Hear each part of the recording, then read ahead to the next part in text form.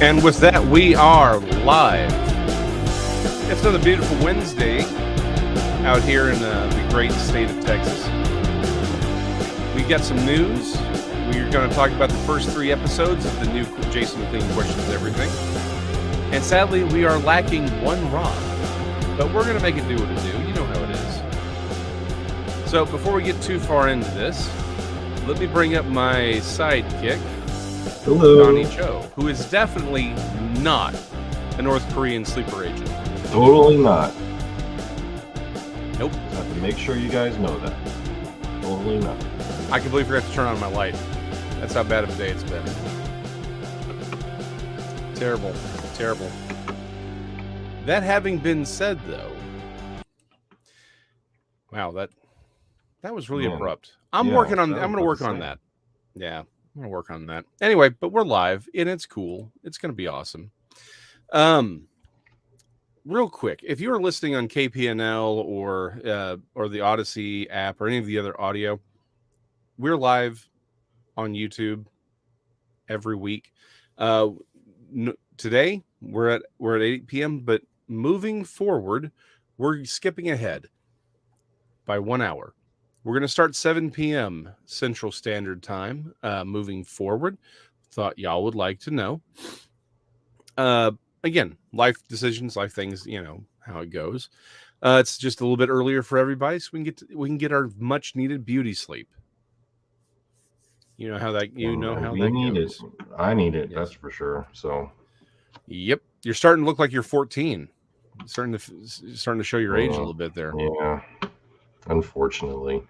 Yeah. Life gets the better of us sometimes. So, yeah. 7 p.m. Central Standard Time, 8 in the East, as Rob would say. But again, if you're listening on KPNL or Odyssey, you should hop over to Texas Front Porch, TEX' Front Porch. We've got a show basically every day of the week for you, sometimes 2. You know, you've got the main show with Tex and Brandy every Monday, Texas Front Porch. Tuesdays, you've got Bigfoot Michigan Rob with Beyond BMR, and also Van Buren Variety as just before that. Wednesdays is this show with usually me, Rob, and Donnie, the ever-loving Donnie. Thursdays, you've got Bigfoot Michigan Rob with Brunch with Bigfoot Michigan Rob. Then you have the Blondes and the Booze Paranormal Podcast. Fridays, you want to add a little woo to your booze, you got the Blondes and Booze and the Woo. And of course, on Saturdays, Tex and Miss Danielle Diva do a little true crime podcast that we highly recommend if you're into true crime.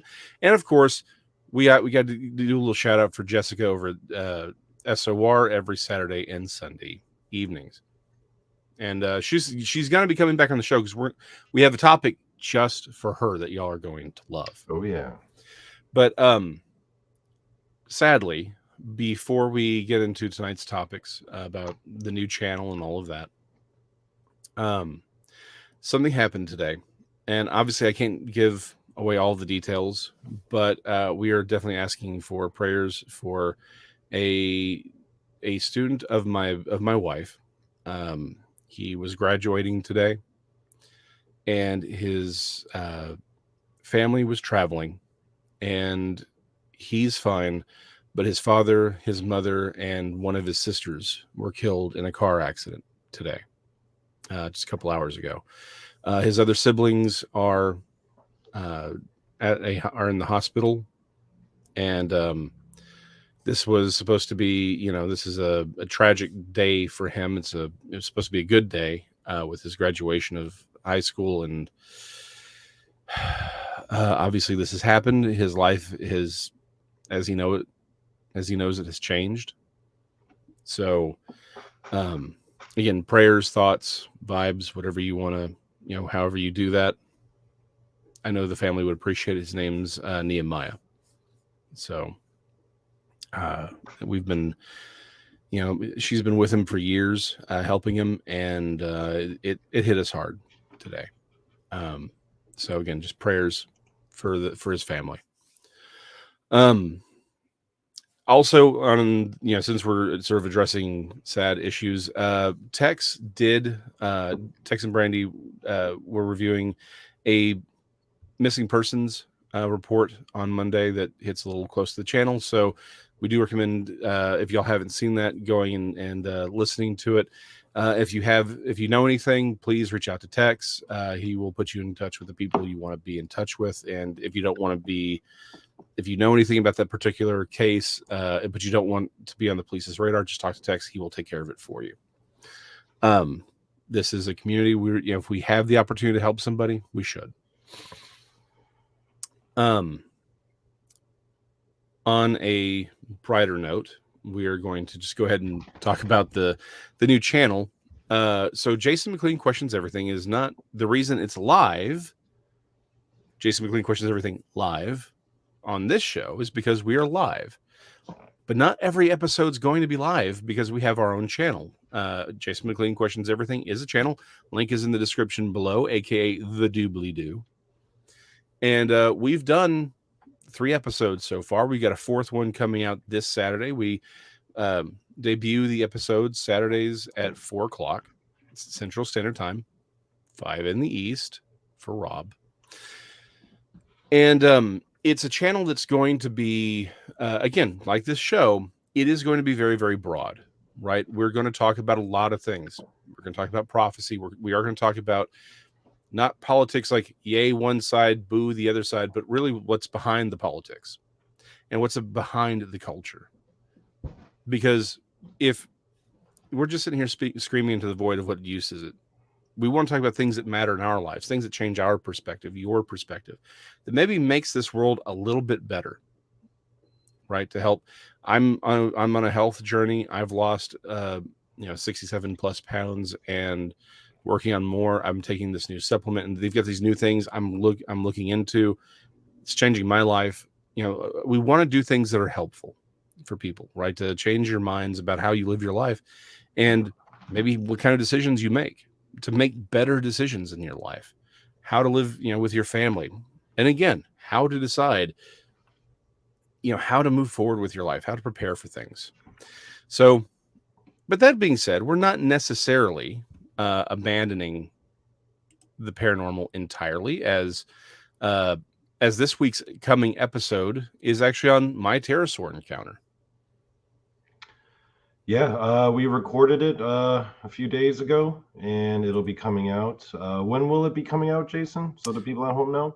This Saturday at 4 p.m. Central Standard Time, 5 in the East.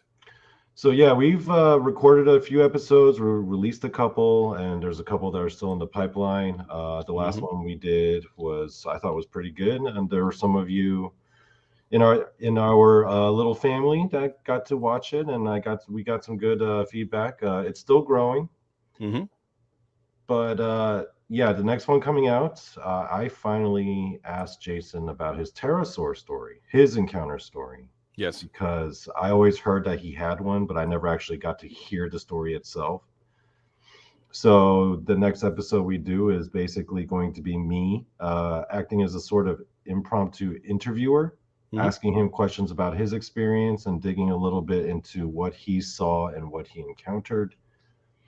And I was surprised. And I don't want to go into too much detail of the story because I want you guys to watch. Sorry, cliffhangers, I know. Yeah.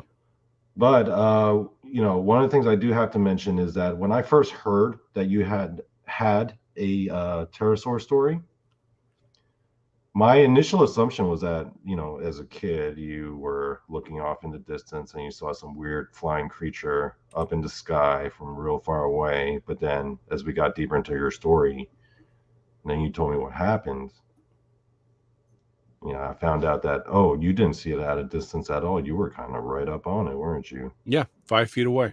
About 5 feet away. Yep. And it was a pretty fascinating story. So I highly encourage you guys listening at home to give us a watch, give that show a watch in particular, because I did think it was a very fascinating story. And then we do talk a bit about the phenomenon itself and some of the other encounters that have gone on in the surrounding areas. So that'll be coming out. And I think it'll be a good show. I think you people will enjoy it. Yeah, no. And again, follow, subscribe, obviously, but do share the show out. That's how it's going to grow. right? The channel we want it to grow. We want to help people, and we're going. And some of y'all, you've already got some great questions and comments here that are things that we're going to address on the channel. Like I said, there's some things we're going to talk about in the coming weeks, and I'll even do, we'll even do some solo episodes to talk about very specific things. I've got a couple on prophecy that I want to talk about. I know Donnie has several rants that he wants to I got get stuff. off his chest. Yeah, you're gonna watch me unleashed, Donnie Cho Unchained. Yes, off the chain. So yeah, but we need to, again, just please share it out. And again, share this channel out. Inflict this upon your friends, your relatives, your enemies, everything. Real quick, because since you are going to be unleashed on several of these standalone episodes, Maggie M10 is asking if he has a show yet. I have been messing around with StreamYard, and I have recorded a few solo episodes, but I've kept them private because they get pretty wild. I do say some wild things. I'm like, I probably shouldn't release that. So yeah, but yeah, actually, it's a lot of training and practice, learning the systems and learning the controls. And I'm still in the button mashing phase, but I am, it is on its way, and it's going to coincide with the channel that we're doing together. And it's going to be sort of a supplementary kind of channel to what we with Jason McLean Questions Everything, with our pre-recorded content and with our live content here. And just so everyone knows, yes, the live content does go to Jason McLean Questions Everything as well. So you will get at least 2 episodes a week. Assuming on weeks we don't take vacations, you'll get 2 episodes a week on that channel. But for right now, if you want to hop over to Texas Front Porch or Rob's channel and to hang out in the chat, that's absolutely cool. But yes, we are streaming. We are live streaming to that channel as well. So it's going to be a lot of fun. Now, one of the first things, like we were talking about, we are going to be addressing other things that are a little bit more topical, a little more, more what's in the zeitgeist, and also history as well. So the first episode we dropped was, is Elon Musk, and that's what we're going to talk about tonight, or the first 3 episodes, is Elon Musk a Rahab of Jericho? That's literally the first episode we ask. And a lot of people have asked me and said, well, hey, Jason, do you still feel that way? Because like right about the time you release the episode, he goes and hires this woman, who's connected to the, to the WEF and used to work for NBC. Do you still feel that she's a Rahab? Well, real quick, before we go there, we should probably explain to people who don't know who Rahab was. I was about to set that's where we were about to go. I was actually going to ask Donnie to fill in about Rahab. Okay, so I'm assuming people know the story about Jericho Jericho being besieged by Joshua. So as the story goes, there was a woman named Rahab who was a prostitute, who was not belonging to the people of God, who was sympathetic to their cause. And she lived within the city limits of Jericho and was largely responsible for opening the gates to allow some of the Israelite soldiers in to do what they needed to do to basically take it over and destroy the entire city. And the reason why we compared her to Rahab, or compared Elon Musk to Rahab, is because it's the idea that God may have people who are not necessarily Christians still working for helping him realize some of his plans, right? Rahab was not, Rahab was a woman of the night who was not an Israelite, but she was still used by God in order to carry out his will. Yes. And in a lot of ways, with Elon Musk taking over Twitter and uncovering a lot of the rot that has been festering in those executive boardrooms and figuring out who is really behind some of these things that are happening in our culture, could Elon Musk, who by all accounts is probably not like Christian or pro-Christianity or anything in those regards, right, but is still helping to carry along God's plan. And that is why we named it, is Elon Musk a Rahab of Jericho? Yes. And a But lot of yeah, people, some things have yeah, developed though. right. Some things have developed, and they said, well, Rahab is one of those people who goes off to become. She literally becomes one of the ancestors of Jesus himself. Right? She does become a Hebrew. She does join. She does. And they said, well, do you really? They've asked me, like, Jason, do you really think that he's going to become, conservative or Christian? And I'm like, no, no, no. You're literalizing it too much, right? The first point is from a prophetic standpoint, and there was a question about Kim Clement. I want to address that pretty quick. Is that oftentimes when God talks, again, my perspective and the perspective of a lot of rabbinic scholars and people who, some like Kim Clement and Jonathan Cahn is a good one, is that God speaks to us through type and metaphor, and there are events. Sometimes it's timed on the Hebrew calendar, it's certain things, but you can see a pattern, right? It isn't that it's the same thing, but it sets a framework for how to think about what's happening, right? Like you said, Rahab, not an Israelite. She, she was in Jericho. She was a part of that system, a part of that culture. She helped the Jewish spies or the Israelite spies, and kind of same thing, but not the same thing. I like precision. And that's sort of the perspective. This is that he is someone who's opening the gates, who's helping in an invasion that will ultimately lead to a retaking, a reconquering. Because remember, the Israelites were just retaking the Levant. They weren't colonizing it. They were returning to it from their time in Egypt as slaves. They were returning to their homeland. So the question then becomes, well, hold on. But then how does this apply to this woman who's a member of the WEF that he's now picked as the CEO, right? She worked with NBC. She doesn't really seem like someone who's going to stand for the same, at least free speech standards that Elon Musk is claiming to stand for. And the simple fact of the matter is, again, this isn't about literalizing things, right? He's not exactly the thing. But the way to look at the situation is, okay, maybe it's not 100% perfect, but it is definitely better, right? It is definitely better than what it was, and we're starting to see things. Also, one other thing we kind of need to remember is a lot of these people at not just at this level, but any level at all, most people are not ideological, right? They just go where the bread is buttered. That's it. Like, this is the worst thing I think we need to think, because right now we tend to, we're so polarized. We tend to think you're on this side or this side. Most people do not have, right, an actual ideological perspective on anything. Yeah. At I all. count myself as one of those people for sure. I don't consider myself conservative nor liberal. I like to make fun of all people equally. Right. Well, but the thing is, you have a more well thought. I think you again, you wouldn't necessarily be in this group because I think you have a more well thought out worldview. Most people, the vast majority of people on this planet, just don't think about that at all. It's, what do I got to do to survive? How do I? It's the only thing they think about is themselves. Mm-hmm. And I think this is where this woman particularly falls. Again, one of the things we addressed in the show, he's not a hero. Hero worship is literally one of the things I hate the most for a lot of reasons, and we do talk about that. It's simply put, a lot of people just don't think about these things at all. They just do. They just want the paycheck. They want to do what they want to do with their life, and that's it.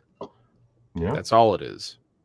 Right. So I don't think it's necessary. Again, I don't think it's a great sign, but it's also not a bad sign. I don't think it's anything to make us rethink what Musk is. But at the same time, I don't see Musk as a hero either. I don't think we're supposed to. I think we're supposed to say, okay, hold on. All he's done is create an opportunity for people to get truth out there, so we can see what the rot really is, how bad things are, how bad in the world things are. Yeah. Yeah, he's an agent for truth. not to say that he is the representative of truth, but he is one of those people that kind of, you know, lubes the way, as they say. Hold on. I should never be your hero, Crystal. That's all I'm saying. Spider-Man, that's a hero. That's all I'm saying. No, I'm a guy who screams into the void with a very, very attractive sidekick, who's unfortunately off tonight because he hurt his knee. Man, ouch. Okay, See, I get it. I get it. uh-huh. He's your Robin. I'm your Batgirl. I get it. I'm the sidekick that people care about a little bit less. I mean, I wouldn't make you a Barbara Gordon. You're probably more like a what is it, the Stephanie chick who's spoiler. Oh no, how about this? Rob can be Dick Grayson. I'll be Tim Drake, I guess. Yeah, you're more of a Jason Todd if you're anyone. Oh man, really? I gotta be that guy. By the way, for people who don't know, Jason Todd is the one who gets beaten to death by the Joker. And And well, then, but beaten then he and then becomes blowed Red up. Hood. But then he becomes the Red Hood. That's what I'm saying. You get cool. your arc. Yeah. Anyway. Mm-hmm. Yep. So, hold on. Be Kind says, "I'm the woman who screams back from the void." Yeah. No, I love you, Donnie. You are the attractive co-host I was referring to. So tell us more about this woman that he hired, because I haven't been keeping up with that so much. You said she worked for the World Economic Forum, and she worked for NBC, and she's kind of she's a former CEO of NBC, and she doesn't work for the WEF. They have this sort of thing where it's not even like a council. It's just more of them saying, hey, they're part of this program where they connect people, right? And they promote people. Hey, look, this is someone that we're helping and we're promoting because we think that they're really on track and they're going to be a big thing. So really not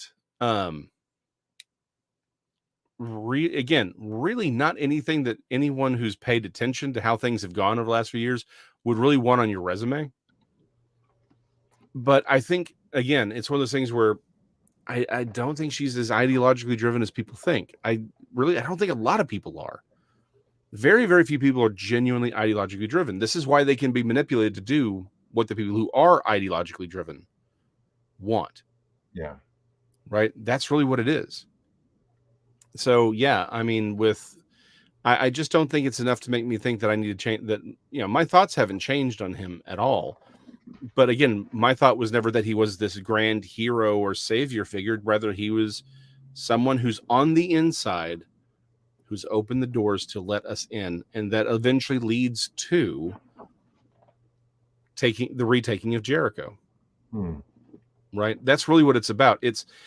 But the onus is on us. I think one of the reasons I really do hate hero worship, right, is that it takes the responsibility off of us to do things, to make changes, both in our own lives and in the world around us, right? It makes us want to just wait for someone to save us. Yeah. And I don't think that's what it is. In fact, I was literally talking to a friend about this a couple of weeks ago, and I've talked about it a lot in my personal life. I don't know if I've ever talked about it on the channel, but one of the things I hate is when we do these movies of like Moses, right? And it's Charlton Heston. He's like, let my people go. We make them out to be superheroes, right? And that's not what they were. The Bible's very explicit. These people were flawed. They were human. They made mistakes. Often they were cowards. And the point is, we're supposed to realize God often chooses the lesser to showcase his power because they were human, just like you are. You are just as capable of being used by God to change the world as anyone else. We think, but I'm not a Paul. I'm not a Moses. I'm not a whatever. I'm not a Samson. Great. You're not a Samson. Great. It's, you're not. You don't have to be. The whole simple fact of it is they aren't who you think they are.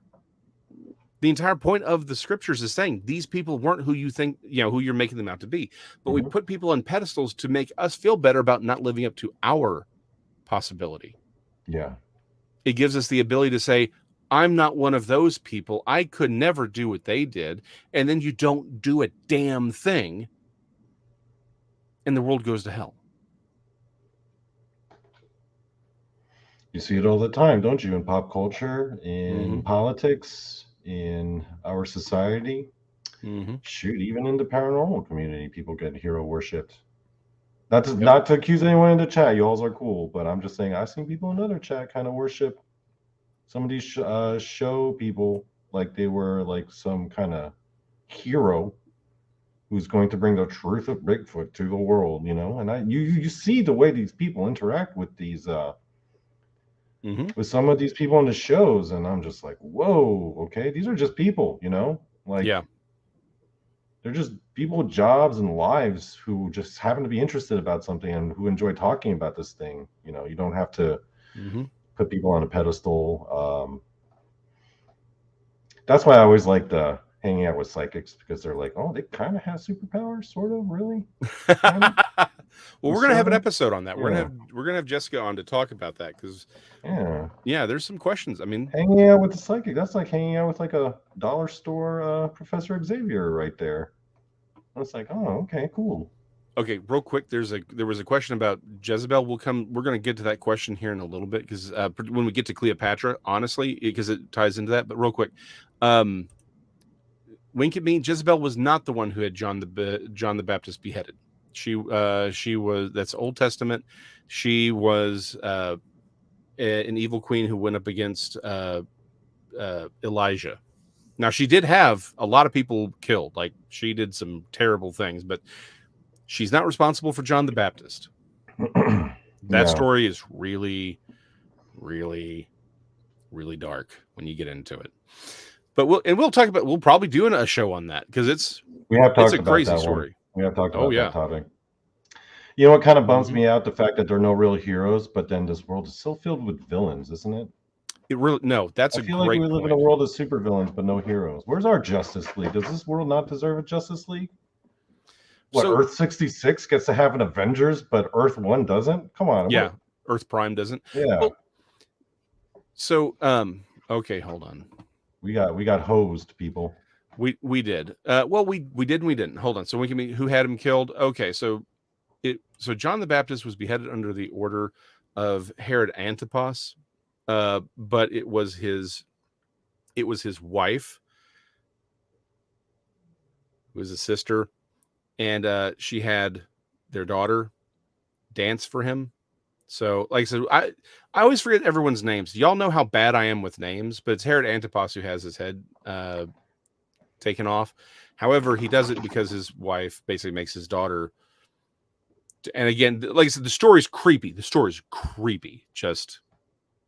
There you go. But we'll do a whole episode on it so we can get all the names right. Oh, y'all know how bad I am with names. Another one of the reasons why we did decide to do to go along with this new channel and with the pre-recorded content was because we understand that a lot of the people who come here want to hear cool paranormal stories, and we get that and we respect that and we appreciate that. But then there are other times where Jason and I will get into these deep discussions about biblical topics, and then we realized, it would probably be best if we did a separate show for that, so we could, feel the need. We feel the freedom to really dive into that without potentially disappointing people who come here to see like Bigfoot, Dogman stuff. Yeah, exactly. And also, we are going to get into, again, we're not going to be like yay one side, but we are going to talk about more, things that are in that political realm, again, things that are more topically driven. Like, we're not just going to sit here and read the news and talk about it. We're going to get a little bit more into it. Honestly, in the upcoming, in the very near future, we're going to talk about the Durham report, some of the stuff that's come out of it, right? However, there's a point everyone's missing about the CIA and Hillary Clinton that no one talks about, and it's really at the core of what that really is all about. So we also don't want to get Tex in any trouble, so we're going to go cause trouble over on our own channel. So. Man, we're going to get Epstein, aren't we? Man. Yeah, probably. Yeah, but you know what? It's going to be a good time until it does. That's all I'm saying. I guess so. Yep. If we get Epstein and Bob Lazar still running around, you know what's up. That's all I'm saying. You know Yeah. what's up. So, Hillary, if you're out there listening, I thought about voting for you. Thought about it.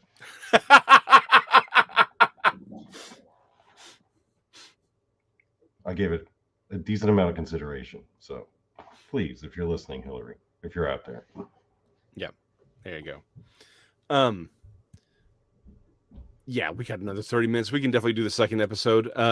So the second episode we talked about was whether or not millennials are actually the generation that can save us. Mm-hmm. Right?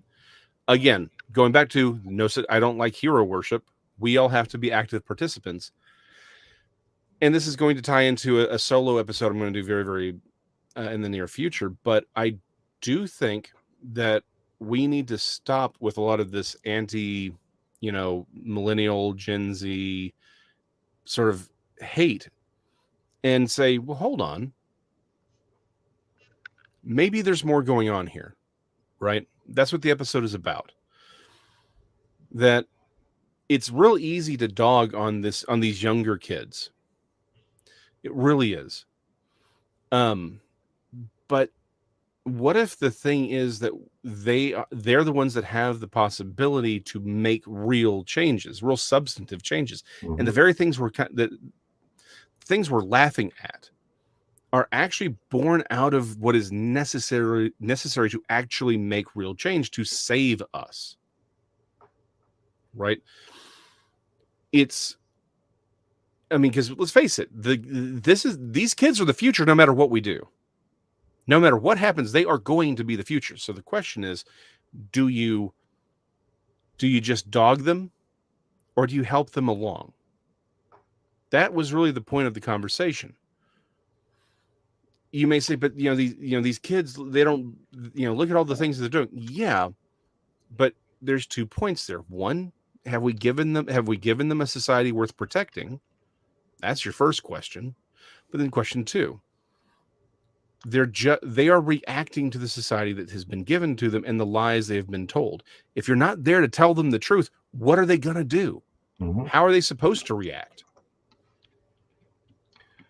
Yeah, it's really easy to look down on them because we do see a lot of these younger people just having their heads buried in their tablets and in their smartphones, thinking like, oh my God, these kids these days, they don't know what it's like to actually go out and enjoy the outdoors. Not like when we were kids. Mm-hmm. But my pushback to that is always like, yeah, but when you were a kid, you didn't have an iPhone, did you? I bet if you did, your life would have been totally different. Your lifestyle would have been totally different. You can't judge them for having their faces in their phones because you didn't have that when you were their age. I'm sure with your young mind at that age, with that kind of technology and those levels of distractions, right? Yeah. Now, think about it like this. Any kid can just go on their phone and just go on open up Google and just go to any porn site. And there's very little their parents can actually do to stop them. That's just all available. I mean, that's crazy to think about. But again, is that on them or is that on the society that gave them the means to access all that kind of stuff? Right? Mm-hmm. Oh, exactly. And it's not, we can talk about, the obvious stuff, the porn, the whatever, but it's all of it. Again, we've talked about, if you've been listening to this show for any length of time, we've talked about this at length. These things are essentially just mind control devices in many ways. You are manipulated on a daily basis in ways you don't even know. And here's the worst part. It was with the stupid idiot box that you were watching as kids too. Mm-hmm. The nightly news that you grew up with is like, man, why don't we have people like Dan Rather, or they were manipulating you the whole time too. The thing is, they're seeing it. And here's the other thing, right? We talked about this in the episode. We all can remember a time when America worked. For the middle class, for a lot of people. Particularly if you were a kid, if you were born, like Don and I are born in 1980. We remember the boom of the 80s, right? We remember just economically, everything was blowing up. We remember the 90s when things were better, legitimately better. Yeah. These kids, right? These kids basically cut their teeth with 9/11. A lot of these kids were born after 9/11. A lot of these kids were born after 9/11, but like the millennials, they were kids when 9/11 happened. They saw it happen. They saw everything that changed. They've lived through 2 economic collapses, 3 technically now. Mm-hmm. Right? They don't remember a time when America actually worked for the middle class. They don't. And the question I have to ask is, maybe that's the reason they're willing to do all of these radical things is because they're being hurt the most. Right? I do think we talked about this. Was why would you expect them to be any other way if you're saying, hey, these economic policies are bad, these political decisions are bad, these things are bad? Aren't they bad because they affect people? That's what they're reacting to. That's what they're reacting to. Now, here's the thing. I wish I could take credit for it because it's a brilliant observation, and I can't because someone else came up with it. I just can't remember what it was, right? Who it was, but they said he called them millennials. He said they're the Control Alt Delete generation. Meaning, when we were growing up in the generations before, we were old, we were young enough to really get into computers, right? I mean, sort of. I hate technology, but the point is, you got into video games. Yeah, video games, things like that. But I mean, I understand computers, but it wasn't really enough to change how I think about the world. I grew up fixing cars. My father grew up fixing cars. And what do? You don't just throw the car away. If there's a problem, you go in, you fix it, but the car remains, right? You find the part that's missing or that's damaged or that's not working correctly, and you tune it or you replace it, and the car is back to normal. Computers, on the other hand, if things get bad, you press Control Alt Delete and you reset it. Right? You reset back essentially, and if it gets really bad, you do a factory reset. His whole point is we kind of need to do a factory reset where we're not trying to plug the holes or the problems that we see within the structure, some of these larger structures, because honestly, the entire structure is the problem. The real problem is, how can we fix the Department of Education or the Department of this or the federal department of this?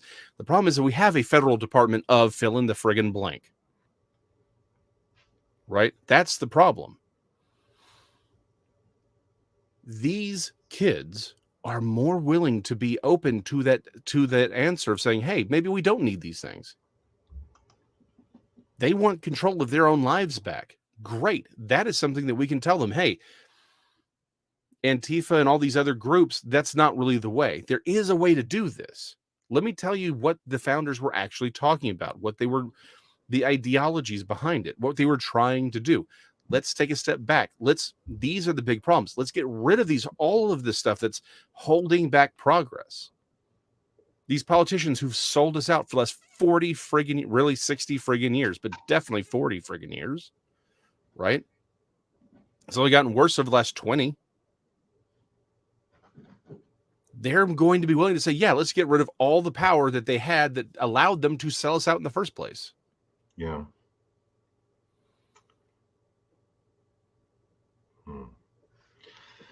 So when we talk about this younger generation, just know that all the technology that is serving to distract them, a lot of that technology was developed and implemented by baby boomers. That was kind of the society that they were building towards. Yep. Yeah, no, exactly. That's the other thing is, hey, boomers and older Gen Xers, these are the generations that you created. They didn't just come out of nowhere. You created them. Real quick. Thank you, Overbelt. We really do appreciate that. And he says, I could rant all day about why they say mean stuff about Gen Millennials and all that. Maybe I need to do a Ritter rants. Maybe you should. Maybe you should. But again, thank you, Overbuilt. We really appreciate that. But yeah, I mean, that's the thing. There's lots of reasons to point and laugh at these kids who are doing these things that are legitimately insane. Let's be honest. But here's the problem: why do they feel like that's necessary? Why do they think that? Why do they have that ideology? It's because the world you created hasn't taught them anything else. It hasn't taught them better. Why do we rail again? Again, Donnie and I have, and Tex and Rob, we've all decried a lot of the evils of this world.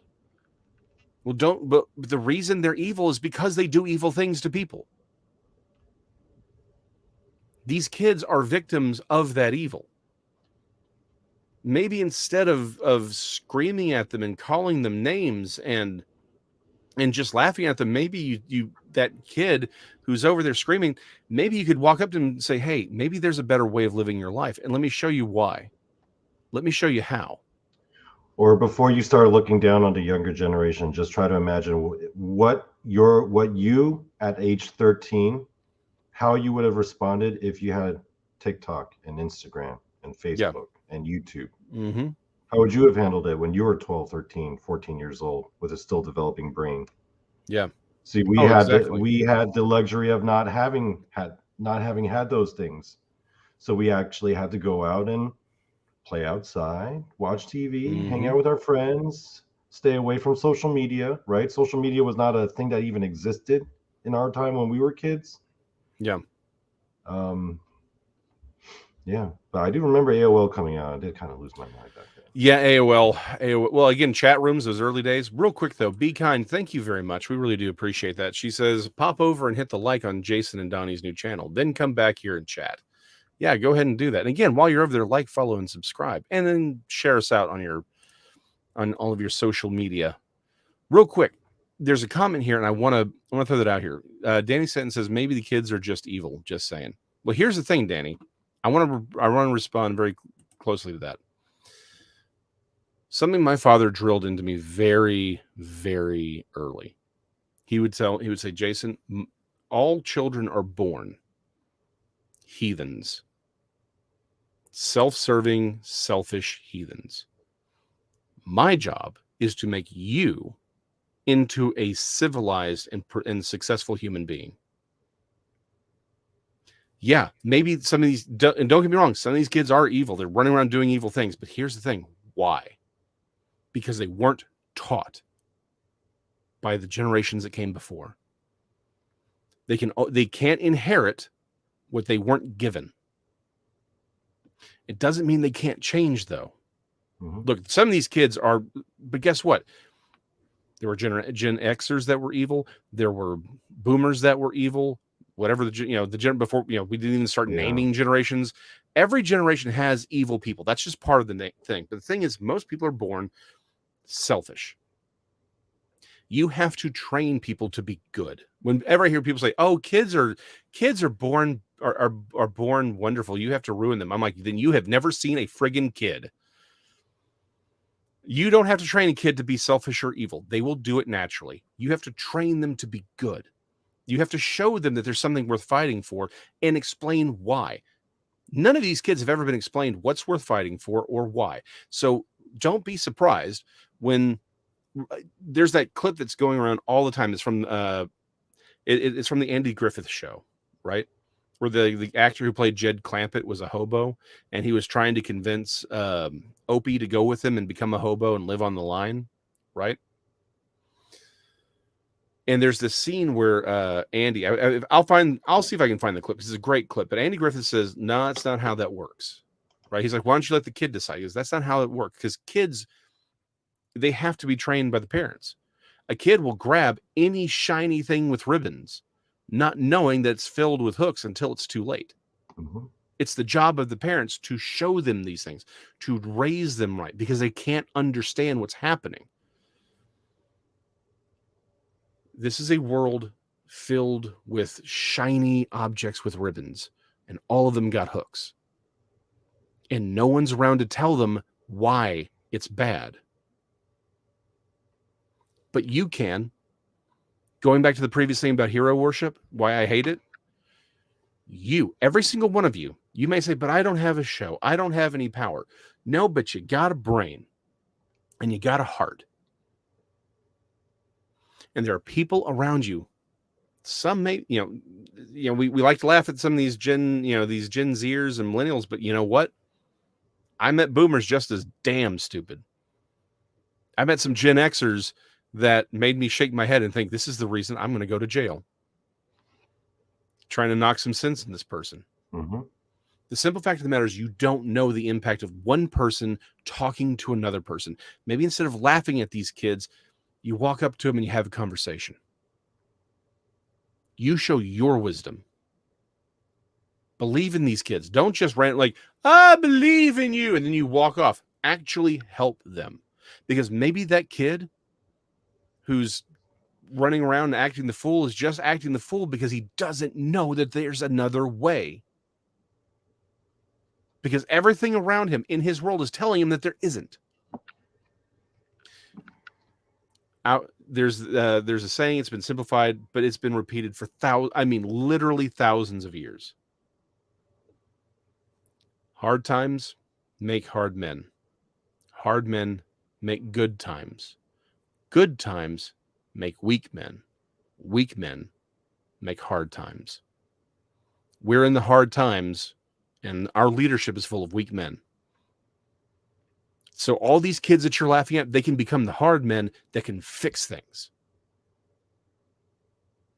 That's all I'm here to say.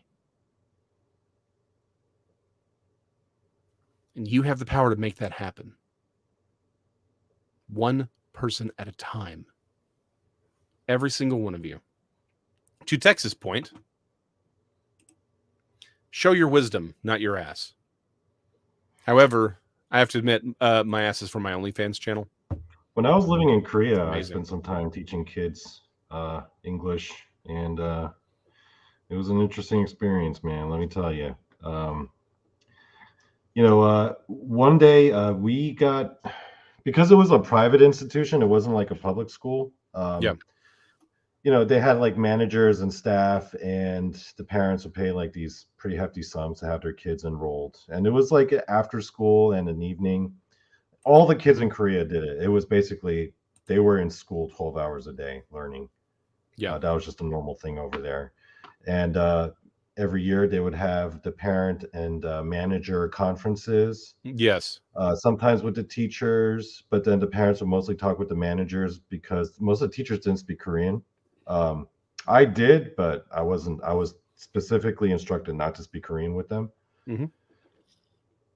And now I don't want to make this seem like I'm bragging, but there is a point here.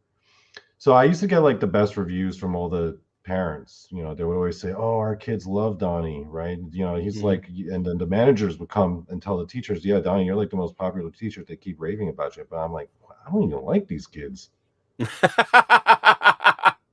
Yeah. But I was like, but then there were other teachers. There was another teacher there who would shower them with praise, give them little treats, cookies, was always cheerful, was always like, hey, I'm so, was all lovey-dovey and just very, but the thing is, she was one of the most unpopular teachers.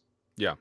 And when I started digging into why, it was a very interesting thing. The managers told me that the thing that the students appreciated with me was that even though I was standoffish in my personality, I was never overly complimental nor overly critical. I was always just neutral. Okay.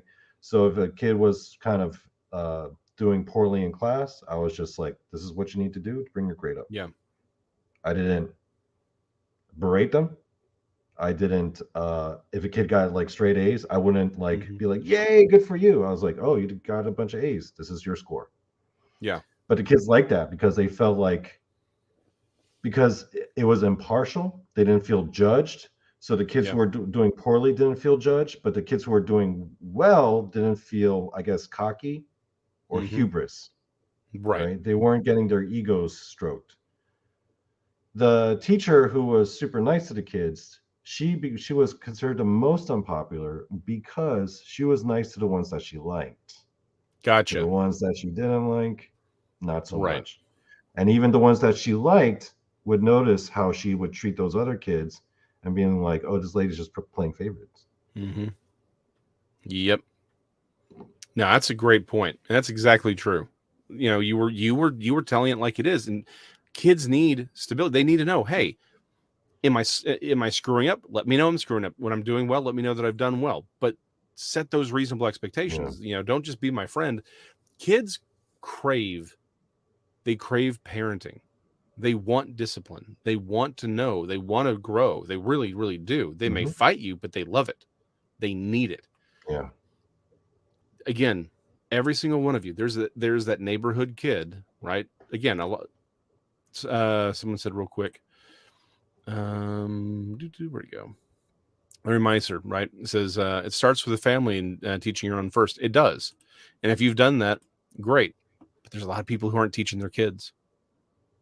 I'm here to tell you, like one of the episodes we're going to do is going to be about the state of our education system, what's really going on. I'm here to tell you, there's a lot of families that they don't give a damn. And you can either complain about it or you could do something about it. And you can do something about it by actually engaging with people. It doesn't always have to be the kids. Maybe it's the kids' parents.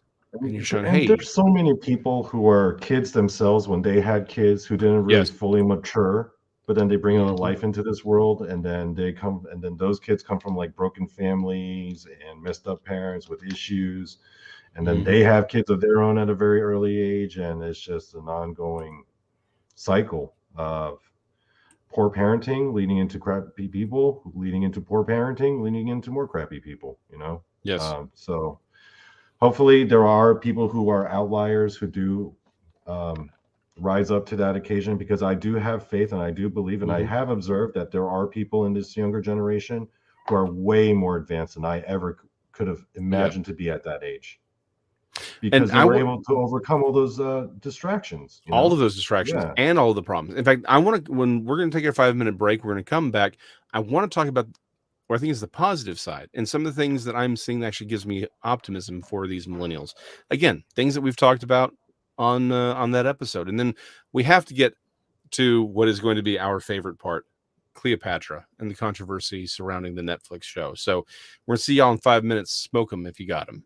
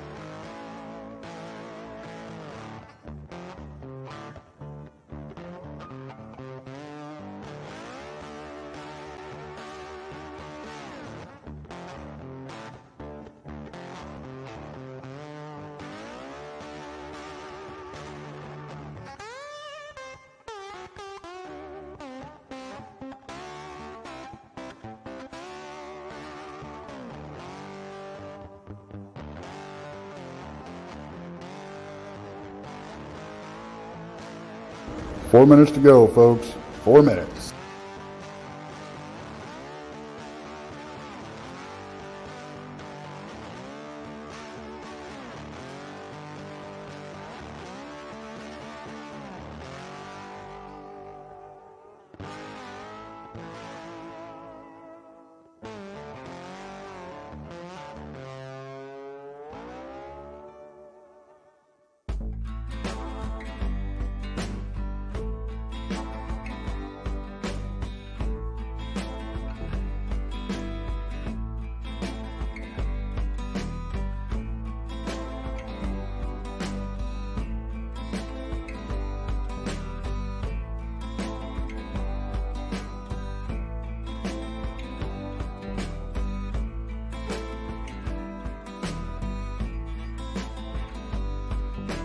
Three minutes. We're almost there.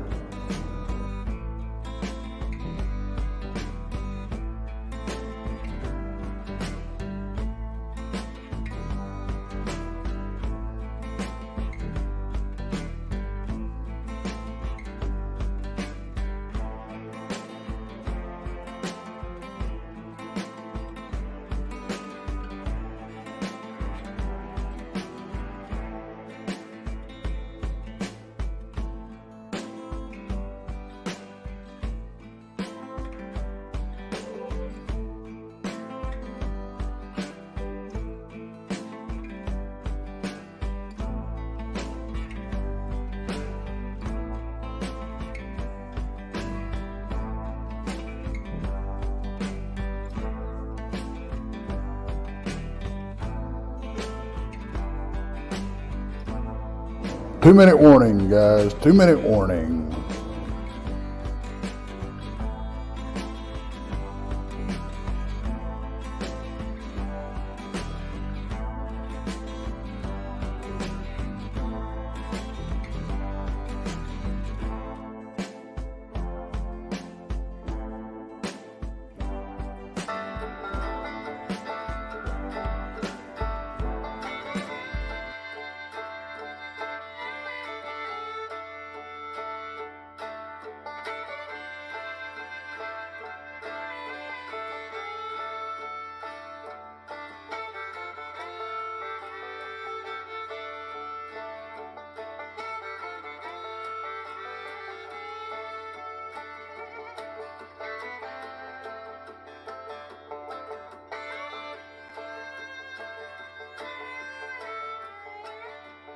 One minute.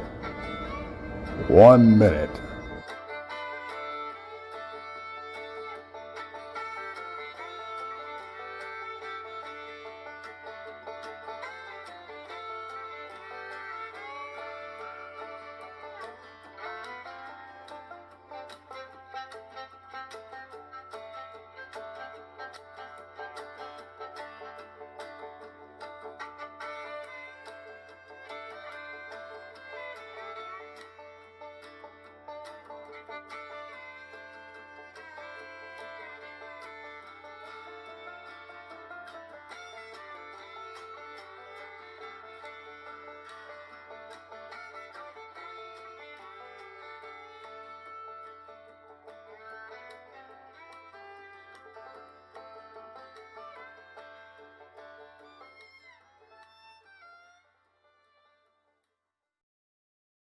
And welcome to the second hour of Jason McLean Questions Everything Live. Before I bring Donnie back up and we return to our conversation, I did want to say thank you to everyone who's watching, whether live or on replay. We love y'all. Y'all are why we do this. And I just want to say thank you. Y'all are the best audience on the internet. I'll fight anyone who says otherwise. Speaking of someone who I'll fight at some point in the future, Donnie. And we'll film it too. Oh, yeah. Post it on YouTube. And no doubt there will be green jello involved. And there will be insults as well. We're not Yes. going to just grunt. We will be talking smack about each other's mamas. Yes. Exactly. Real quick, Tina Turner has passed away. Oh yeah, I heard that news. Yeah, she passed away this morning or today. So she was 83. Also, someone who just passed away like yesterday was I just forgot his name. He was Ray Stevenson. Ray Stevenson. Yeah, he was the Punisher in. He was personally Punisher my 2. favorite Punisher, by the way. Yeah. Okay, so as much as I really do love the guy from the first Punisher, whose name escapes me right now. Dolph Lundgren? No. The when they made a good movie, that first. Thomas Jane. Tom Jane, thank you. Yes. Like Tom Jane's an amazing actor, so Ray Stevenson was the Punisher from the comic books. Like just straight up, that's what he was. I say Henry Cavill embodies how Superman was supposed to look. Ray Stevenson looked like how Punisher was supposed to look in that movie. Yeah, no, he got like it was perfect. The problem is it was a terrible story and whatever. But yeah, he passed away. He was only 58. So there you go. You know, it's it is what it is.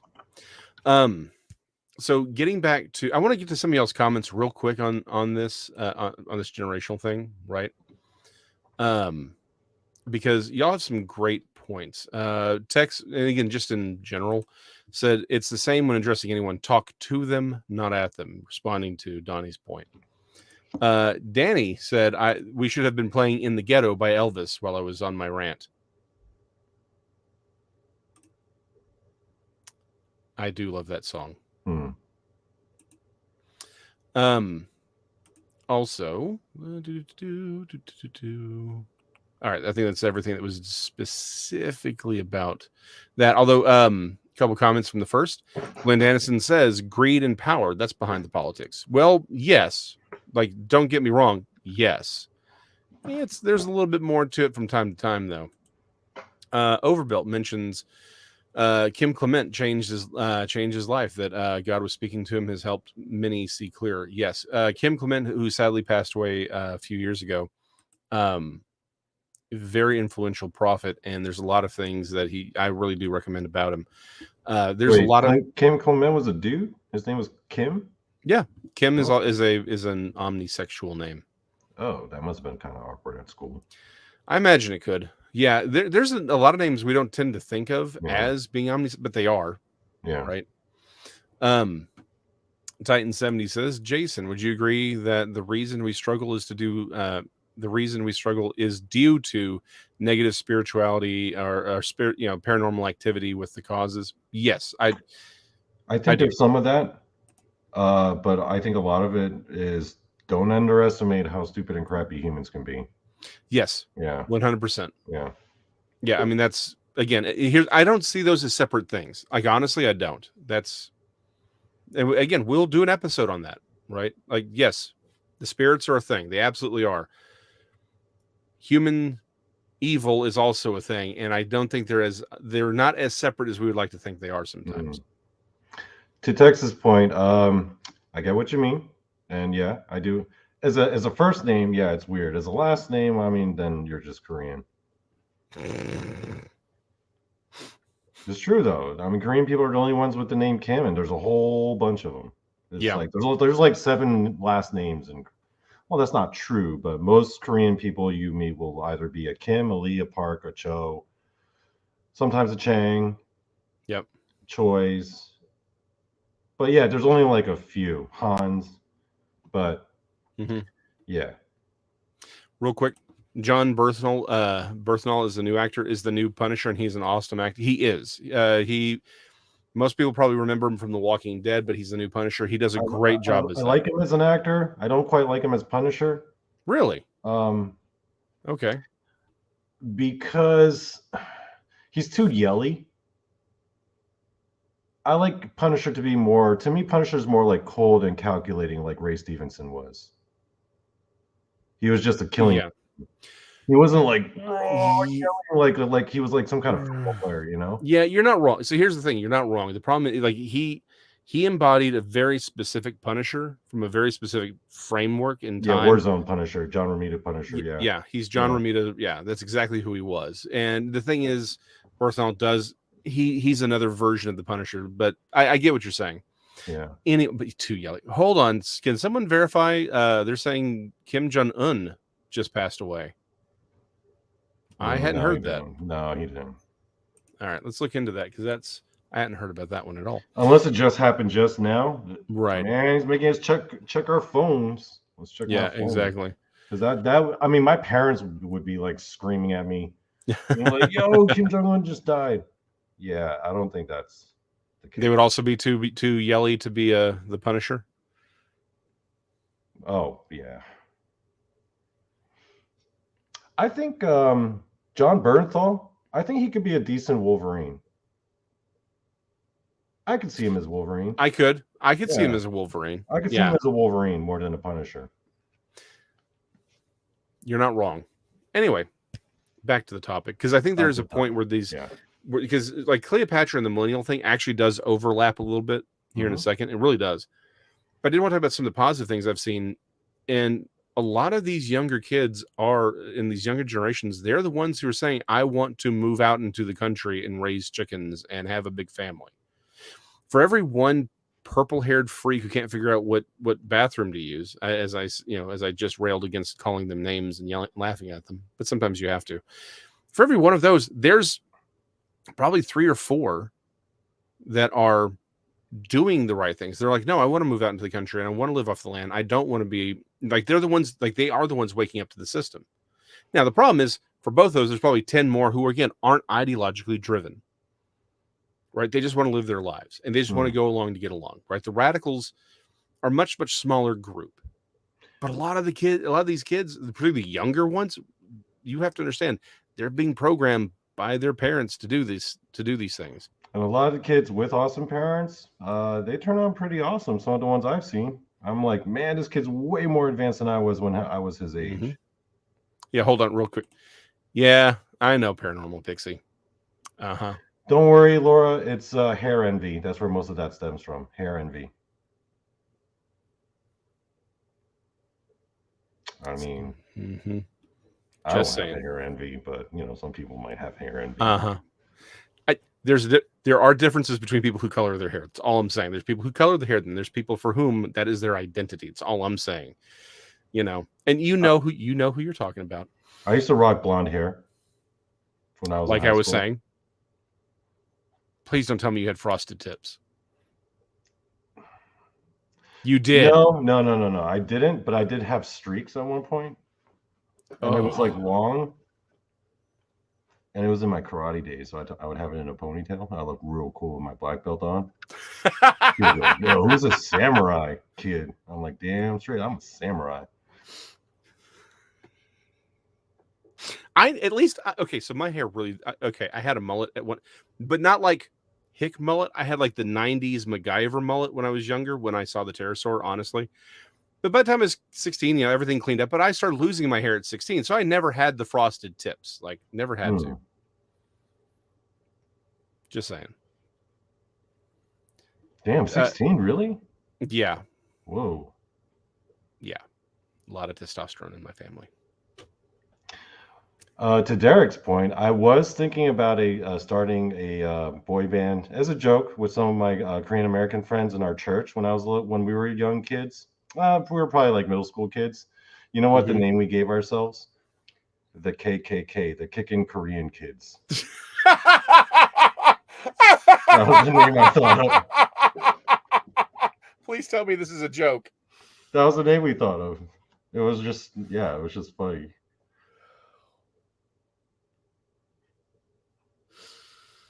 But yeah, that's what we would call ourselves. I'm lightheaded from that one. That is hilarious. That is the funniest thing.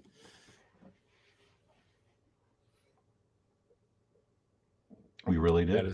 One of these days, I'm going to bring some of my old school friends up on here, and they're going to tell you people some crazy Donnie Cho stories. Kicking Korean. The Kicking Korean Kids. And it was always the apostrophe after the end. We do. You did the apostrophe. Yeah. Yep. Wow. That's I thought the show was going to go off the rails once we talked about who you would have casted as Cleopatra. Man, I didn't realize we were going to go off the rail that soon. Back then. I was proud to be a part of the KKK. We just got demonetized. I'm sorry, Tex. Oh man, I'm sorry, Tex. Oh my gosh, that just happened. Oh my gosh. So, okay, Tex, if YouTube has a complaint about this, just tell them they're being anti-Asian to stop the Asian hate. Yeah, we were going to start. We actually thought of like our own dance routines and everything too. Yeah, just remember us. That's all we ask. So, for those who are listening, Tex says, "Well, folks, it's been a nice ride. Remember us after they shut the channel down." Yep. They're just K-pop haters. If they shut this down, they're just K-pop haters. That's all I've got to say. Yeah. Yeah. All right. Well, I think this topic was okay. So I'm just saying, there's real reason to think that these kids are going to be the ones who can save us. That's all I'm saying. And they're the future, whether you like it or not. Yeah, they're the future. So. Yep. Deal with it. Yeah. Instead of yeah. You can laugh at them and let them screw everything up, or you can help them and let them fix it. Yeah, I made an observation recently why I think a lot of people have so much disdain when they look at the younger generation. Mm-hmm. A lot of it is because people are insecure about being out of touch with the current society. And the older people get, the more out of touch they feel, and people get insecure about it. That's fair. Yeah. Poor Tex. See, this is why we're moving all the controversial stuff to my channel. That's all I'm saying. Oh, wait till I start my channel. I haven't even begun to get controversial. Your channel's going to have to be on Rumble exclusively. Yeah, I do not recommend you people come to my channel. Do not subscribe. You're not going to like what you see. It's not going to be pretty. Yeah. Anyway, y'all definitely need to go watch these episodes because there's stuff that we haven't even talked about on both Elon and the Millennials again. Oh yeah. And there's going to be stuff again that we're going to talk about so we don't get Tex in trouble. We'll talk about them over there. Moving on to Netflix's Cleopatra. There were a lot of people who were really surprised by a lot of things that we were talking about that for me was actually kind of commonplace, but I've been a part of that conversation for a while because it bleeds into a lot of other things.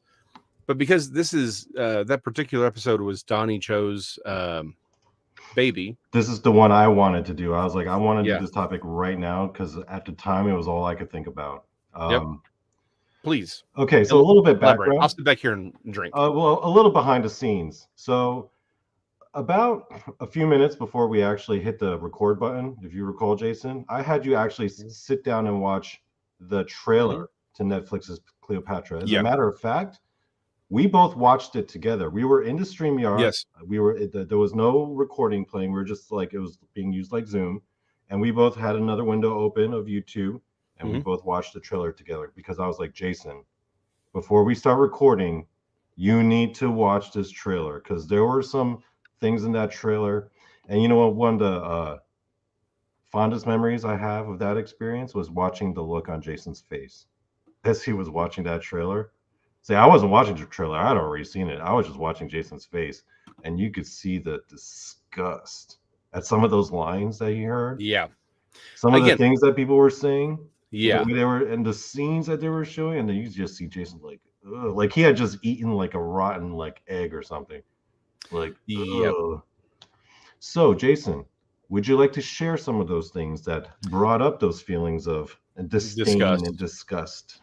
So, real quick, I was very aware of the controversy surrounding it, what was going on. In fact, the thing I was really focusing on more was Black Afrocentrism, the real racism behind it.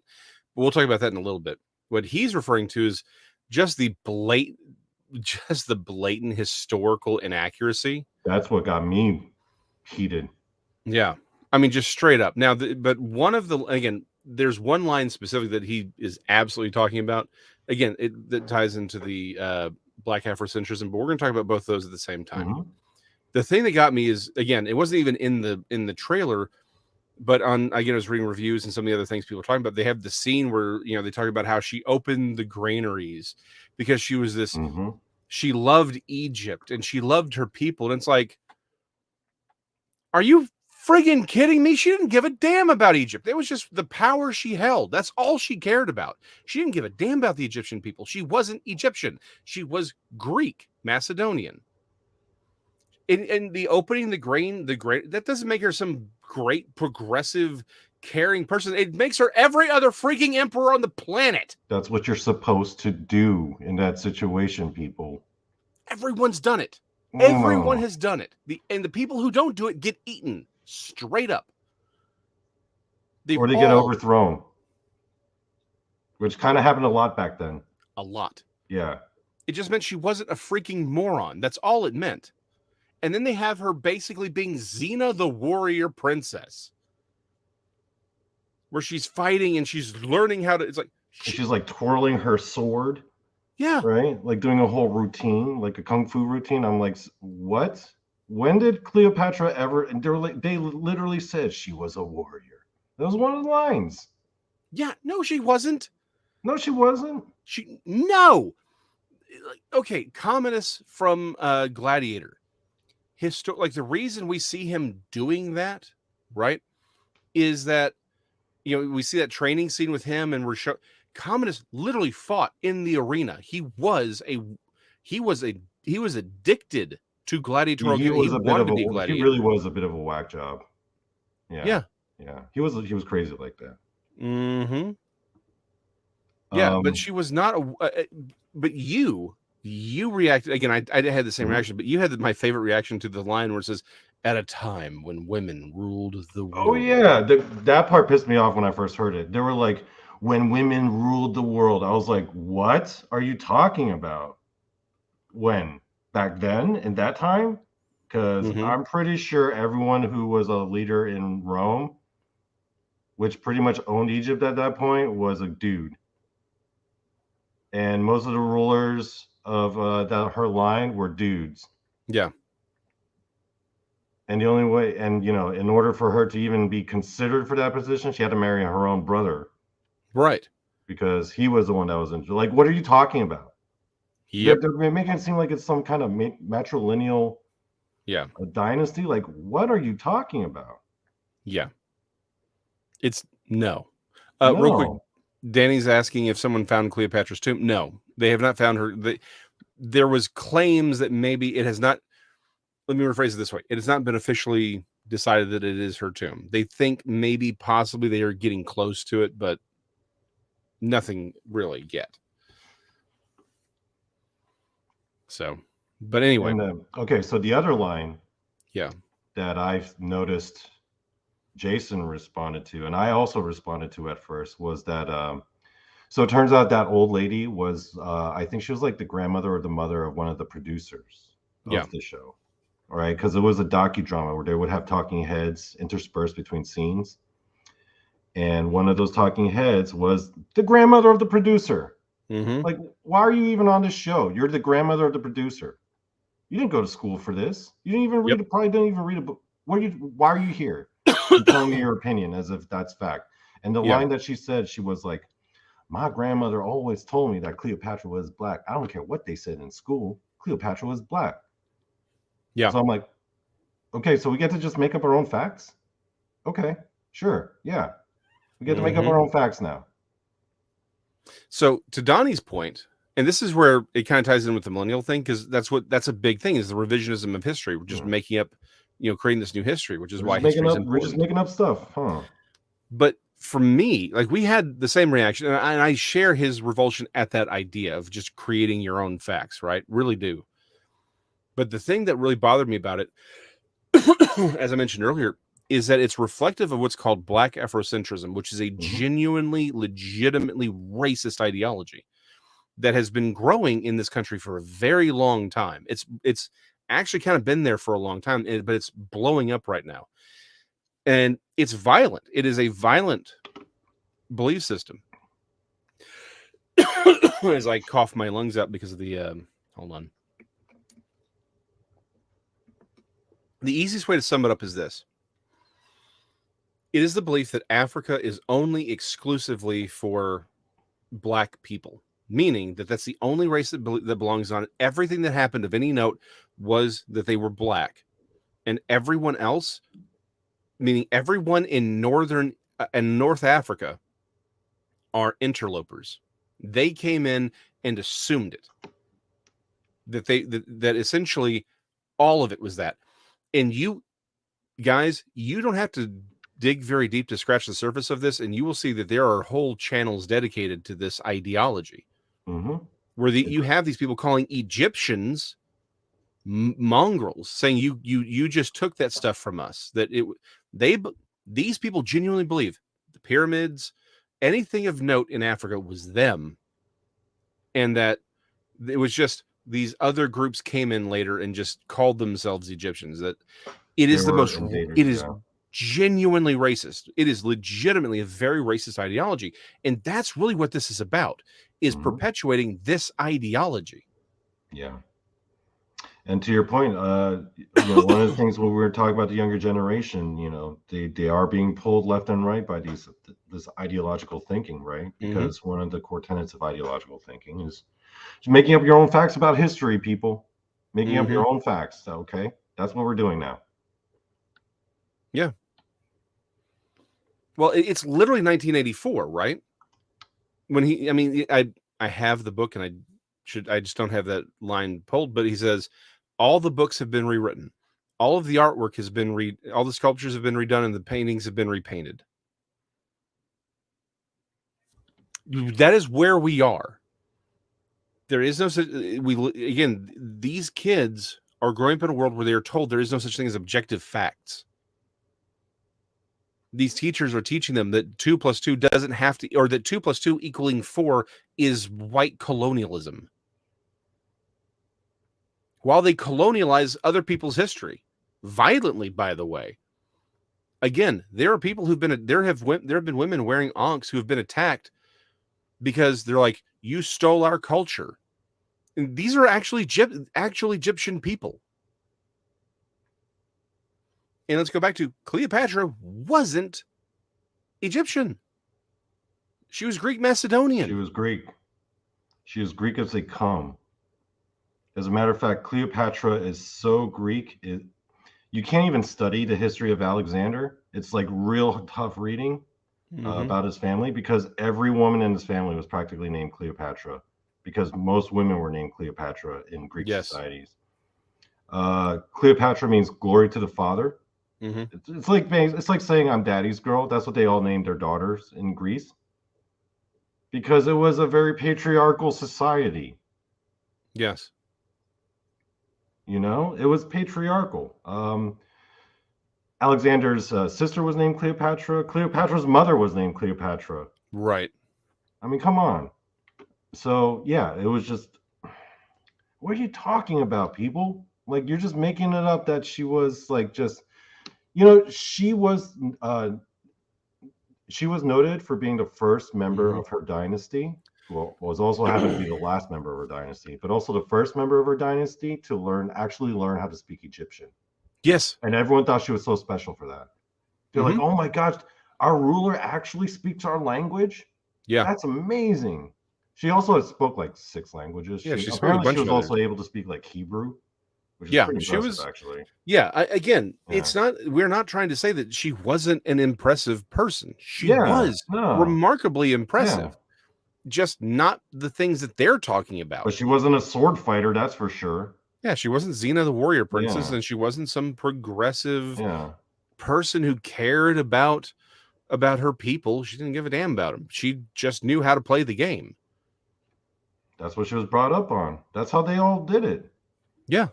Yeah, like her own family members assassinated each other. That was just the life that they grew up in. That was just a mentality. Oh, absolutely. Yeah. Real quick, Ruth 4489 and has a couple things I really want to talk about. Again, going back to the Black Afrocentrism, because here's the thing: I've got family members from Africa as well. A lot of friends from Africa who are there now. Those who and on the Bible study, they know about Alan. I have other friends as well. I'm very, for someone as pale as I am very connected to Africa, sub-Saharan Africa specifically. But she says, when a Black African meets my husband, who is North African, they greet each other as brethren, despite skin color being different. And Black Americans told my husband his name shouldn't be Jamal because it's African. He looked at these youngsters and said they were crazy people. He told them that Jamal is Arabic for beautiful. So real quick, yes, this problem, Black Afrocentrism, is not an African issue. It is an American issue. Straight up. Yeah, there isn't I have never met an African, anyone actually from Africa who grew up there who has any thoughts like this at all. This is an exclusively an American racist ideology. That's what it is, straight up. It's the same. It's essentially the same thing as British Israelism or the Nazis running around claiming that Aryans built the pyramids and that it was actually Aryans who built all of these great structures all over the world. It is straight up, it's the same thing. That's what it is. And it's an American thing exclusively, and I think some Europeans, but it's not native to Africa because they're there. They understand their own history. Yeah. So hold on. Wait. So she says that immigration makes him put Caucasian, even though he's North African. That's insane. That is literally insane. But it's all racism. It's about creating evil. That's what it is. Violence against people. And again, it goes back to the problem is a lot of these kids just don't know any better because no one's ever taught them better because there's no one there to teach them better. And a lot of their parents are probably practicing the same bad behaviors and same bad attitudes. So yeah, because remember the grandmother of the producer, who is Jada Pinkett Smith, right? Her grandmother, who she has on I don't know if it was her grandmother, but she was the grandmother of one of them. At least I can't say it was Jada Pinkett Smith's grandmother. Okay, only point is it's a grandmother who's saying her grandmother told her this. Like I said, this Black Afrocentrism has been around for a very long time, but it has absolutely ballooned into the popular culture, and that's what we're seeing. This is what all this is about. It's not about, it's not really about representation, which I do want to talk about here in a second. It is about a racist ideology. That's really what's motivating this. But to talk about representation for just a moment, here's the thing. We talk about this. I think it's a great thing that we're getting African actors, Asian actors. I've never had a problem with someone being cast, right? We talk about several instances in the episode of actors who were, characters that were race swapped that nobody had a problem with. Right? Because it was just, hey, here's a great actor who's going to play this role. No one has a problem with it. The real issue is coming from the fact that these people, these producers, right? They're running around saying, isn't it wonderful that we've changed their color? They want credit for it because they only see value in recycled white characters. I believe we call that virtue signaling. Yes. Well, that's exactly what it is. Yeah. And during if you guys go back and watch that episode, we did record together. We did talk about this topic, but we also went down the line, like talking about like acceptable examples of race swapping versus unacceptable examples. And we started getting really interested in, which movie characters and roles and comic book characters that they race swap actually, people were cool with versus the ones where you could tell the ulterior motives and really analyze the reasoning and the motivations behind those decisions. Yeah, people like to paint with broad strokes, don't they? Yes. Yeah. Well, they do. And real quick, Ruth has another great line here. She says that these people are claiming that all North Africans should put Caucasian on job apps despite being Africans due to skin color. So here's the thing. I'm going to disagree with you a little bit because she says it's so mind-boggling. It's not mind-boggling. It's racist. That's what this is. And we need to call it out for what it is. It is absolutely racist. And Be Kind asks, is this a pendulum swing, sort of overcorrection?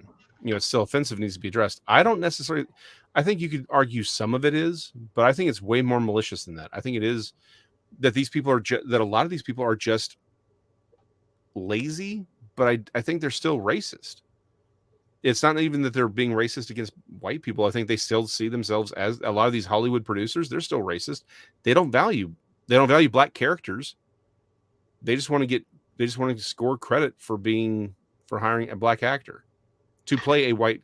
If they really respected, I feel like if they really did respect black culture and history and peoples, they would do more stories from Africa.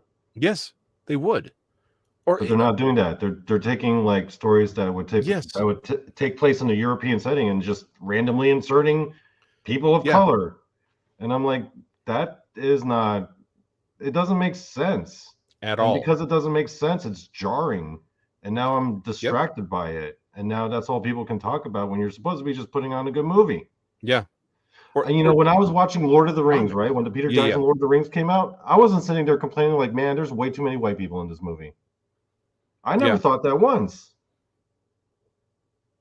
I saw the Hobbits, Aragorn, Legolas, Gimli, and I'm just like, cool, there they are. And I'm watching this. At no point in any of that trilogy did I think to myself, hey, where are all them Asian people at? Now I feel bad. No, I was just happy to watch Lord of the Rings. Yes. Yeah. I mean, to your point, it's like, again, I go back to they only value recycled white characters. Like, that's what I'm saying. Like, that's the real racism here. They don't value original black characters. DC owns Milestone. It's a little more complicated, but they own Milestone, which was an entire imprint that had Static, Icon and Rocket, Hardware, Blood Syndicate. It was that's what it was. It was an imprint that was telling by minority creators, telling minority created stories. Static is an immeasurably popular character, as is Icon and Rocket, and they can't get any attention. Steel. Okay, that movie with Shaquille O'Neal was absolutely terrible. But he's a great character. He's one of my favorite characters to come out of the Reign of Supermen. And there's a Reign of the Supermen. And there's a ton of other black characters in both pantheons of characters that are amazing. And they won't do them. Why? Because they'll tell you. See, this is the thing. There are articles where they'll say, "Well, the problem is people don't like these new characters." Well, because the new characters suck. Well, what about the older characters that people love? Well, they don't want those. They want the characters they're familiar with. There was a time when no one knew who Superman was. There was a time when no one knew who Spider-Man was. And by the way, when they finally did Iron Man, do you remember what they were saying when they said, "Hey, we're going to do Spider-Man, or we're going to do, now that we've got the rights to Captain America back, we're going to do Iron Man, we're going to do the Avengers"? Entertainment Weekly literally published on their front page, Marvel sends in the B-listers. That is literally what they put. They said the B-listers, Yeah, Iron Man and didn't Captain age America. well. That didn't age well. Yeah. It's like, they're so out of touch with that whole world. Like, what are you talking about? Precisely. Yeah. That's my point. Most people didn't know who Iron Man was. They knew Captain America as a name or as a basic, vague idea. They didn't have any. Thor, the whole, like, there were characters for whom people had some connection to, like the Hulk, but by and large, not much. And they made them care. Why can't you make us care about some of these characters? People loved Black Panther. They loved Blade. Blade, a 20-year-old movie. People loved Blade. Everyone loves Storm. Everyone loves Storm. Most popular Green Lantern, Jon Stewart. I'd have to say. I like the new Nick Fury better than the old Nick Fury. Yeah. Although there was something to be said about David Hasselhoff as Nick Fury. I did kind of like the Nick Fury, yes. And which again, that's one of the characters we pointed at. It's like Nick Fury was race swapped. Nobody cares. Nobody cared. Nobody cared. But what they want is credit for race swapping people. Yeah. By the way, we do mention that there is an alternative theory as to why it's always a ginger character who gets race swapped. But you got to go watch the show. You got to watch the show for that one. Yep. Yeah. You got to watch the show for that one. So again, we've been reviewing the first 3 episodes. We're going to get way more controversial. Like, there's stuff coming that you're going to want to see. We're going to talk about some prophecy stuff. We're going to talk about, stuff that's in but we're also going to talk about history. Donnie and I are history buffs. The one thing that we've been working on and sort of champing at the bit, no one seems to know, is the Bronze Age collapse. Oh yeah, we talked about that quite a bit. Bronze Age collapse. The people. I have been. Thank you. Okay, hold on, real quick. Bass Reeves. Thank you. Why do we not have a friggin' million movies about Bass Reeves? Although, by the way, a Bass Reeves movie is out called Corsicana, and the guy who did it is doing a show, and it's amazing. How about this? Bruce Lee, right? Enter the Dragon. Everyone saw Enter the Dragon, right? How come there were no Asian people that were like, "Oh, what a great step forward for Asian people"? Yeah. It wasn't that people were like, "Oh, what a great representation for Asian culture." No, people just wanted to see Bruce Lee like whoop some ass. Yes. That's it. Yeah. That's all there was to it. Why do we got to complicate things like that? Mm-hmm. Well, again, it goes back to ultimately racism. There you go. But yeah, like there's so many things that we want to talk about, like the Antikythera device and trust me, guys, you want to watch that channel. And again, we're going to give you opportunities to see it. We're still doing this show. This show isn't going away, but there's going to be stuff that we're going to do, and particularly some of the independent stuff. Where it's just one of us. It's going to be blow your mind. So, and tune in, folks. That's at one point, Donnie Show might wind up taking his shirt off. It might happen. Do that when the channel gets monetized. Oh yeah. So people can throw some coin at you. Real quick, y'all's let's run through y'all's comments real quick because y'all are great. Be Kind says, everyone, I tried to get Donnie Cho to play around with the StreamYard almost a year ago when I had a trial subscription, but he wouldn't bite. Donald. There's more to it to that story. Yeah, I tried to get something going on with Be Kind, and I think we still could. And I do definitely intend on having her on the show too. When I do start mine, because she's going to be a regular for sure. We have some good conversations, she and I. And don't worry, we have not forgotten about who we would cast as Oh, yeah, Cleopatra. It's coming. I just want to get to y'all's stuff because trust me, when you see Donnie Cho's pick, the show's over at that point. And Overbuilt and many others have asked this question: is what would pterosaur meat taste like? Do you reckon? And would you bake it or fry it? Here's the thing: pterosaurs are reptiles, so imagine it would probably taste like gator, or really, actually, probably turtle. I've never had turtle, so there you go. Have you ever had snake? I have, but only jerky. Really? Oh yeah. Oh, how'd that taste? A little odd, but again, it was basically jerkied. So, but here's the thing: I don't think there's a lot of meat on them bones, so I don't know. They would probably taste like much of anything. Yeah. So. Anyway, Titan 70 asks Jason and Donnie if there is a Rahab and a Cleopatra. And you wait until you see the Cleopatra. Is there a Jezebel? I'm a little, admittedly, I'm a little unawares about the Jezebel story. I haven't looked into that. Jason, can you give me a real brief synopsis? You know what? I'm going to do real brief.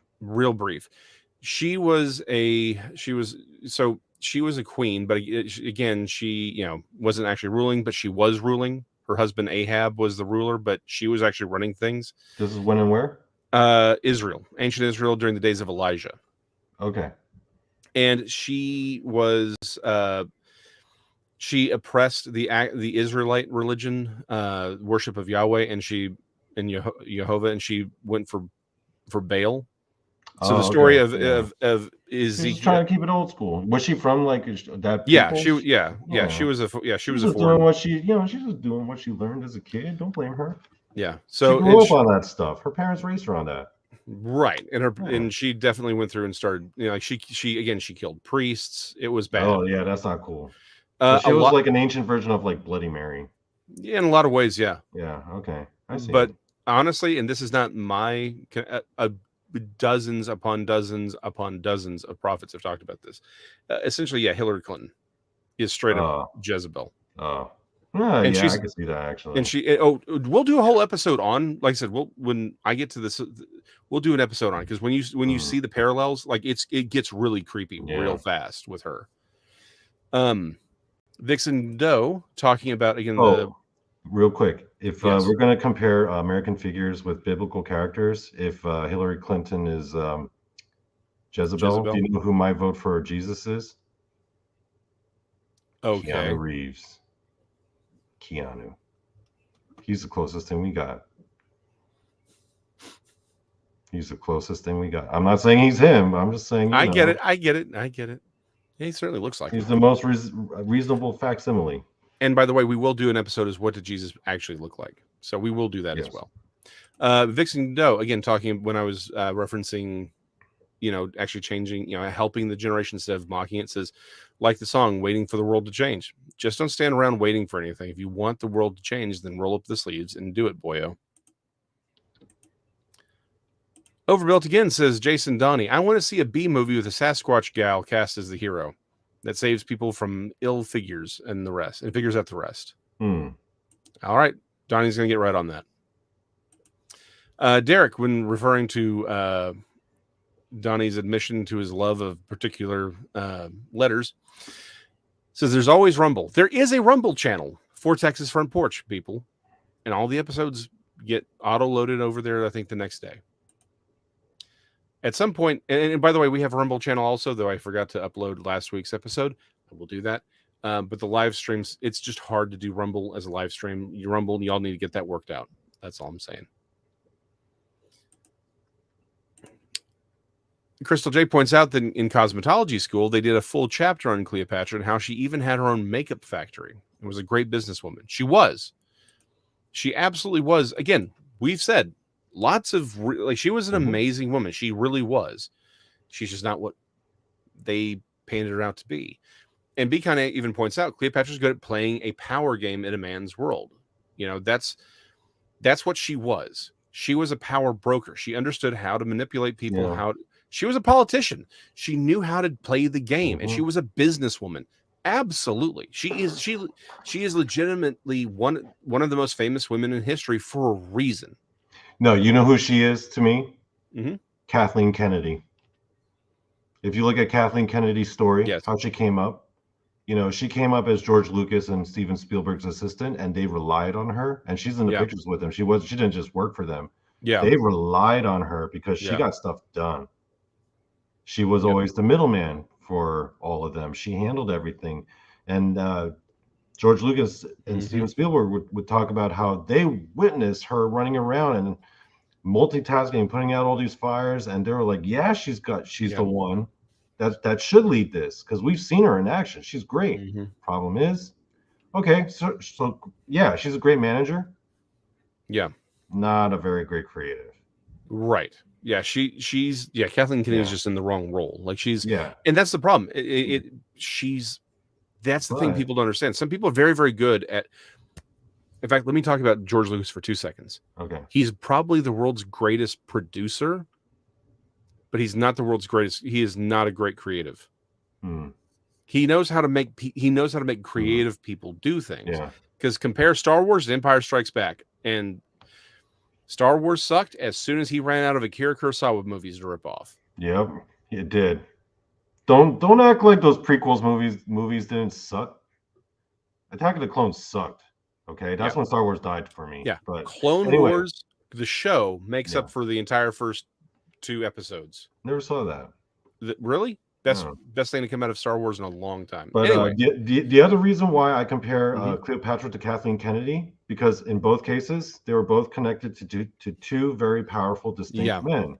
Right. Good point. Cleopatra was connected to Mark Antony and Julius Caesar. Yes. Kathleen Kennedy was connected to Steven Spielberg and George Lucas. But as soon as she lost the support of those 2 guys, her flaws and weaknesses were exposed. Yes. I think our version of Cleopatra, a lot of it is Kathleen Kennedy. I think you've got, you know what? That is a very, very astute observation. I think you're 100% right on that. I'm not just saying that. But when you think about it that way, yeah. It is. Yep. I just realized it now because I've been focused on that lately, but I'm just like, oh my God, Kathleen Kennedy is the Cleopatra of our time. Yep. Real quick, the question is, what did she really look like, Cleopatra?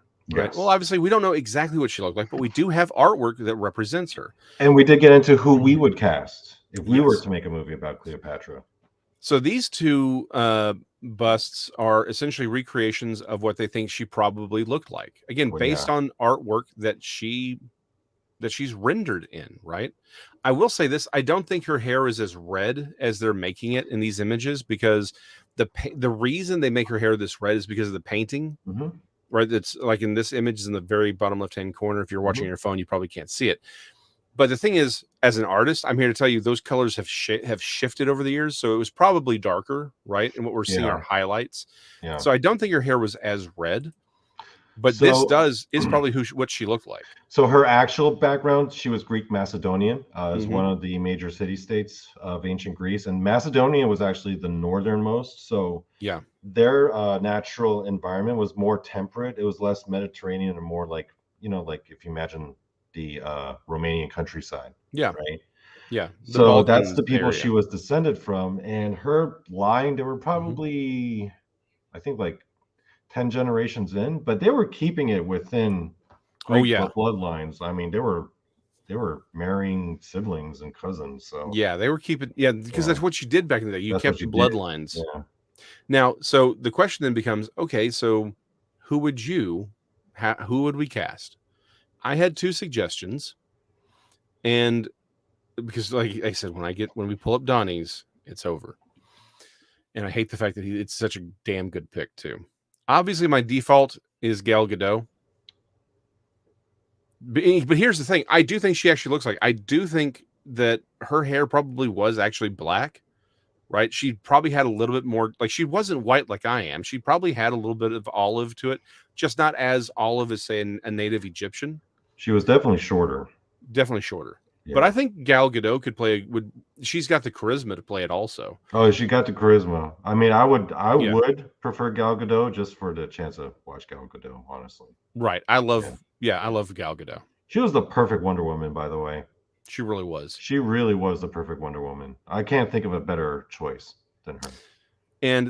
But really, again, gun to my head, if I couldn't get Gal Gadot, and I just, unfortunately, my stupid face dropped the thing that had her name on it. Mhm. This is the actress. She played Layla in the new Moon Knight series on Disney Plus. Yep, starring Oscar Isaac. Yeah, starring Oscar. She would, that is, I mean, let's compare her to the recreations. That's her, like straight up. Yeah. That she is Cleopatra, and she's got the acting chops to pull this off as well, right? Yeah. So that's really who I would want to. I couldn't, but again, Gal Gadot, only because she makes me happy. But this, again, I wish I had her name. I just stupidly shot down or closed out the tab that had her name on it, because y'all know how bad I am with names. Donnie, would you all like my choice? So here's my choice. Who I want you to explain it, and I'll put up the image. I'm just going to shake my head. All right, you ready? I'm ready. Tell me when you want me to put it up. I'll put it up. Bam, that's my choice, baby. Kim Kardashian. There we go. That's my choice as to who I would cast. Not for like acting reasons or anything, but in terms of just like who represents like the look of who we would imagine Cleopatra to be. And if you look at her like ethnic background, she's Armenian. I mean, close. Like, yeah. Pretty similar region in the world. So she probably would have looked something more along the lines of Kim Kardashian than, some like whoever they had play her on Netflix. That's for sure. Yeah. Donnie. But you know it's true, people. You know it's true. But, and to the point, right, Donnie? In many ways, she's actually also very much like a Cleopatra as far as what she's. I mean, it's not just, but you're right. She does actually look like what Cleopatra would have looked like. But you're right, personality-wise, and what she's known for, what she's famous for. You're right. Yep. Wink at Me points out it would need to be a silent movie. Honestly, and in a way, maybe so, because like earlier to what I was talking about, how Cleopatra actually knew to speak Egyptian. Mm-hmm. It's kind of like how Kim Kardashian had that little reality show, so the little plebeians can witness her grace. You know. Yep. No, you're like I said. It's a much better choice. It's a really great choice, and I hate the fact that it's actually a great choice. I hate it so much, but that is all for today. Yes. So next week, next week, 7 p.m. Central, 8 on the East, as Rob will say, and Rob should be back next week. And this week's Questions Everything on Saturday at 4 p.m. on that channel. We're going over my pterosaur sighting, and we will be live tweeting. Check it out, folks. It's a good one. There's going to be, even though it's pre-recorded, it is going to premiere live, so we will have a chat going on. I will be in the chat. Jason, will you be in the chat? Yeah, so we will be in the chat. So yeah, you guys still come and hang out, still say hi to each other. It's just that while the our conversation is going on, we're going to be amongst you guys talking, and we'll be in the peanut gallery with you. Yes. So please come. Please come. We'll see y'all then. Be good. Bye.